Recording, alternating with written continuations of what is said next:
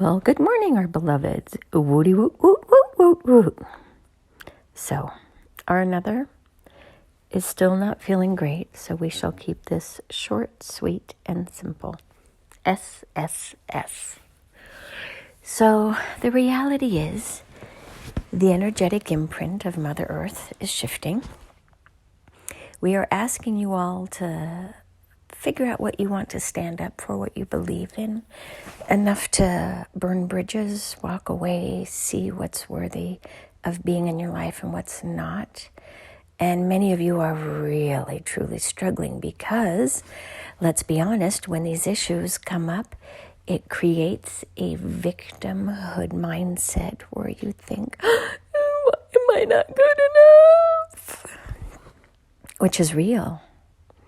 But the alternative solution at this late stage in your life, because you're not 2, 3, or 4 years old where you don't have choices, logical choices like get the fuck out of Dodge, and now you're saying, why am I not good enough? Why is that person treating me this way? And this is where we wish for you all to get today, if you can, and if you can't, that's okay. How about you simply say, this doesn't feel good. There's no room for you in my life.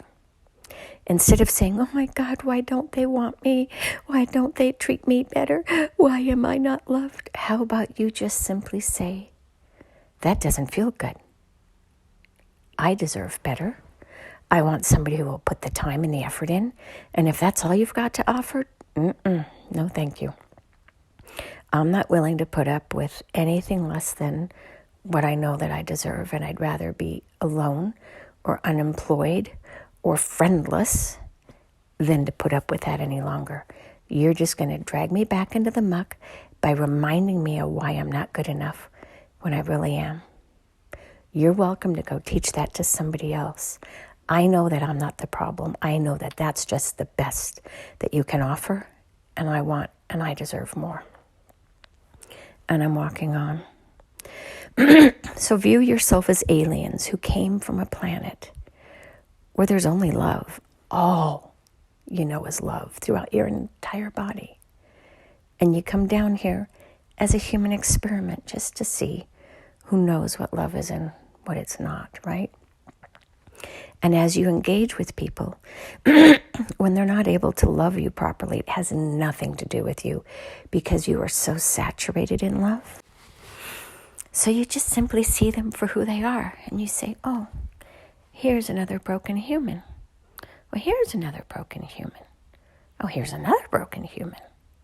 So it has nothing to do with you and your worthiness and your validity as seen through the eyes of another human being. You're just simply coming here to do an experiment, a test of sorts, to see if there are any humans who really know what it feels like to give you love. How many of these humans have been so saturated in love in their early childhood, or they've done the hard work later on in life to offer you kindness, compassion, but not neediness.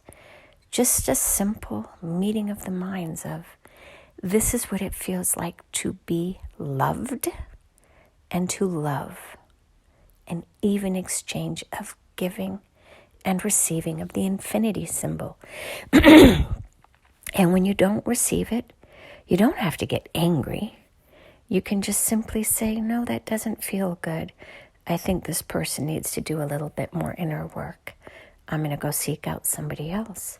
So you are truly a bumblebee flying around trying to find the perfect nectar from the perfect flower. And if the flower does not have nectar yet to give because it is still immature, you just move on without judgment. You just simply say, this flower is not ready to give up its loving nectar. So that is it today, humans.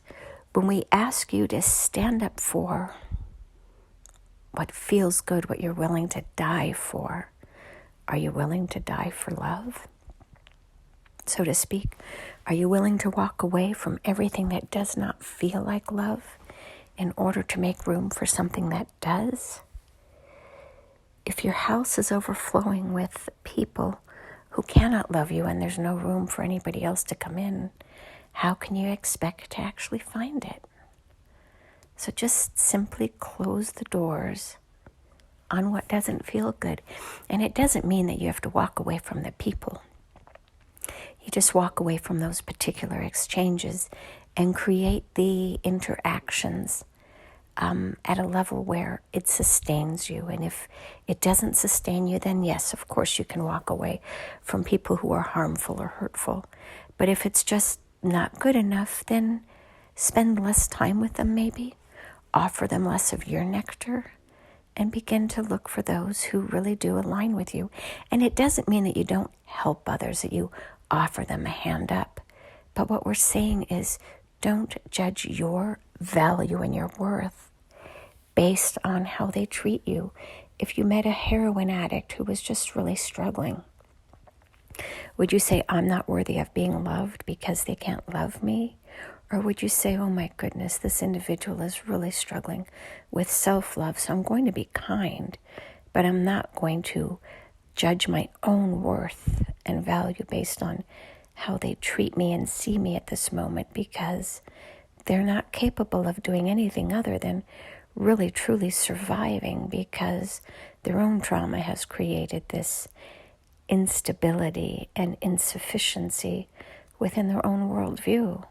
And I can help them and be kind, but I won't allow them into my life right now whereby I judge myself and self-worth based on how they treat me, because then I too would fall off of my high horse, so to speak, and meet them down in the muck, when that would help no one.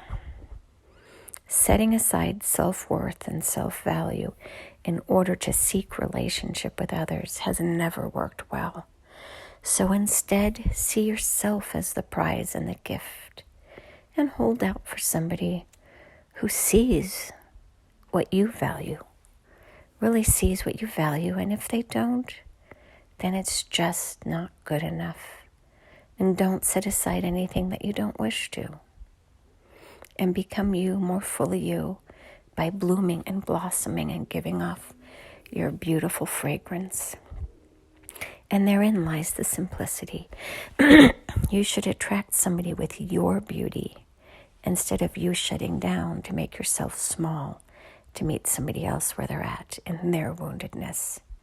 It will never, ever work. You need to find what connects you from a love-based vibration and not the trauma wounding, because therein lies the decimation of planet Earth and this patriarchy, because you all are working from a fear-based perspective of not being good enough, instead of really knowing what it feels like to be loved and carrying that out into the world and gifting it to others without seeking anything in return, because they're not ready yet until you find that beautiful bumblebee who matches with your energy, and then you both go out and collect together, neither as a giver or a receiver, but as true equals, seeking to explore the universe side by side, while still creating beautiful experiences.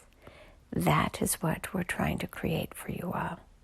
Partnership, balance, love, and community. It's not that one of you is the flower and the other is the bumblebee. You both are bumblebees, and we're asking you to make beautiful honey, the sweetness of life that sustains everything. And so it is. Namaste.